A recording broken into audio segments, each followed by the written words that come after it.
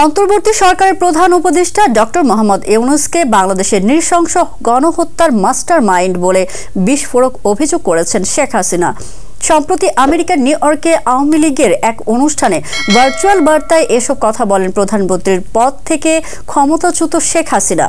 হাসিনার দাবি, ইউনূসের ইন্ধনে বাংলাদেশে গণহত্যা চলছে, বেছে বেছে সংখ্যালঘুদের টার্গেট করা হচ্ছে। মন্দির, গির্জা ও ধর্মীয় সংগঠন ইসকনের উপর হামলা চলছে। গুরুতর অভিযোগ তুলে শেখ হাসিনা বলেন, আজ আমার বিরুদ্ধে গণহত্যার অভিযোগ তোলা হচ্ছে, কিন্তু সত্যটা হলো ছাত্রনেতাদের সঙ্গে ষড়যন্ত্র করে গণহত্যায় লিপ্ত হয়েছেন ডক্টর ইউনূস। এমনকি তারেক রহমান লন্ডন থেকে জানিয়েছেন, এভাবে গণহত্যা চালিয়ে গেলে এই সরকার বেশি দিন টিকবে না। তার এই অভিযোগ নতুন করে শোরগোল ফেলে দিয়েছে।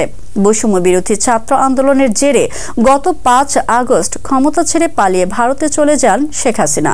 এরপর গঠিত হয় অন্তর্বর্তী সরকার। পরে অন্তর্বর্তী সরকারের বিরুদ্ধে একের পর এক চলতে থাকে ষড়যন্ত্র। সর্বশেষ শুরু হয় সাম্প্রদায়িক উস্কানি ও ষড়যন্ত্র।